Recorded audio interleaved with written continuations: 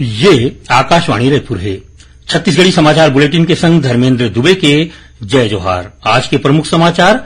प्रधानमंत्री आज राष्ट्रीय जनतांत्रिक गठबंधन सरकार के 9 बछर पूरा होए के मौका में महीना भर तक चलैया महासंपर्क अभियान के अजमेर ले महारैली के माध्यम ले करी शुभारंभ। मुख्यमंत्री आज बेरोजगारी भत्ता के दूसर किस्त करीन जारी। 1,05,000 ले ज्यादा हितग्राही मन के खाता में पहुंची पैसा। और रायगढ़ में काली ले शुरू होही राष्ट्रीय रामायण महोत्सव, मुख्यमंत्री करही शुभारंभ। अब समाचार विस्तार ले।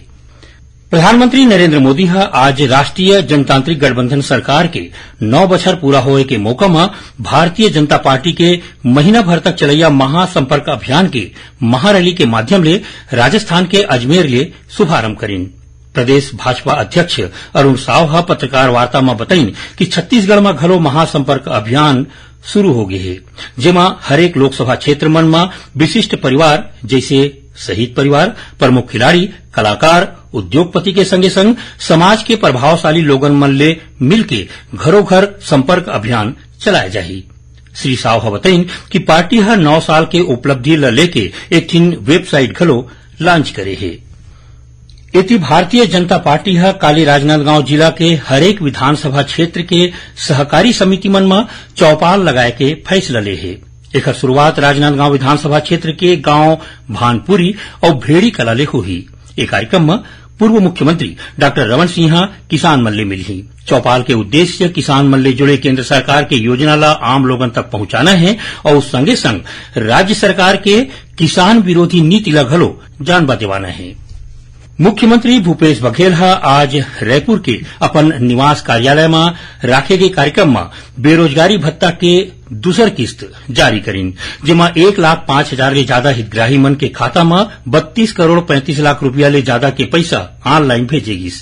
ए मौका में मुख्यमंत्री कहिन कि युवा मन ला बेरोजगारी भत्ता ले मदद मिलत है। फिर बेरोजगारी भत्ता दे ले ज्यादा खुशी तब होही जब युवा मन के हाथ में रोजगार होही। मुख्यमंत्री कहिन कि सरकारी नौकरी में भर्ती बर सरलग विज्ञापन दे जाथे।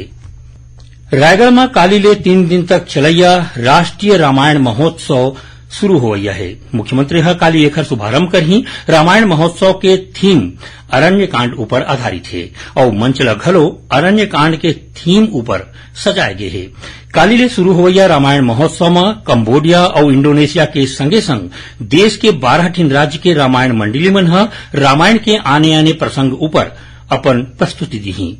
एकर अलावा रोजेज हनुमान चालीसा, रामायण मंडली मन के प्रस्तुति और केलो नदी के आरती होही। कार्यक्रम के पहले दिन प्रतिभागी मन के दल मार्च पास्ट करही और संझा गायिका सन्मुख प्रिया और शरद शर्मा अपन कार्यक्रम के प्रस्तुति दी। दूसर दिन प्रसिद्ध गायक बाबा रघुवंशी और भजन गायक लखबीर सिंह लखा के कार्यक्रम होही।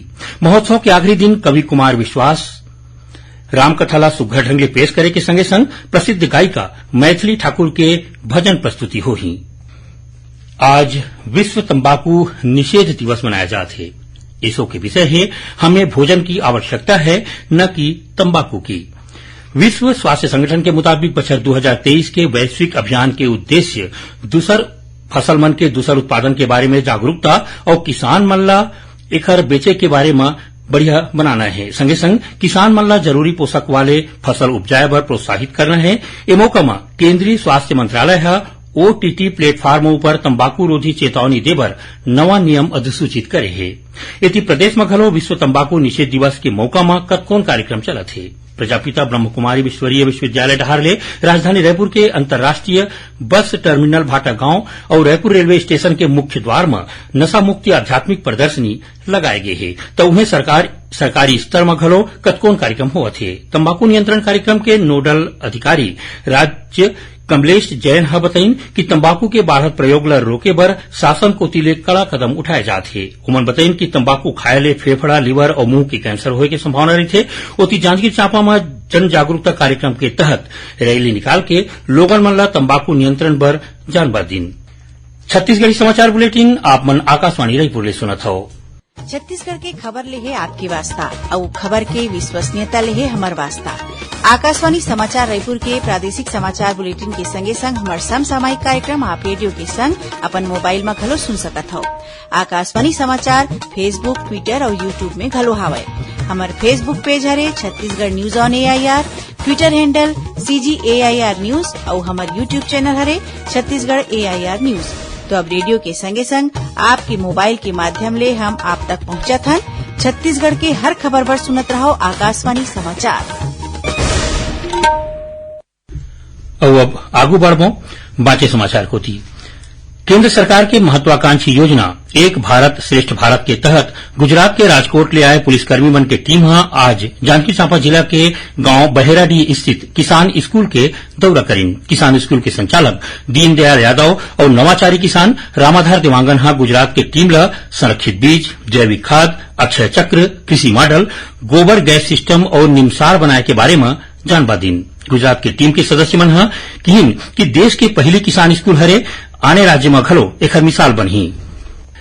छत्तीसगढ़ पर्यावरण संरक्षण मंडल कोती ले लाइफ स्टाइल फॉर एनवायरमेंट कार्यक्रम के आयोजन करे जाथे, जेमा काली 5 लाख लोगन मन पर्यावरण ला बचाए बर शपथ लिही। ये कार्यक्रम में शामिल होए बर प्रतिभागी मन व्हाट्सएप नंबर 7415781776 में काली 1 जून के बेहनिया 8 बजे ले संझा 4 बजे तक पर्यावरण संरक्षण के शपथ ले जुड़े सामूहिक या व्यक्तिगत वीडियो और फोटो भेज सकते हैं। ये कार्यक्रम के उद्देश्य लोगन मन ला पर्यावरण संरक्षण पर जागरूक करना हवय।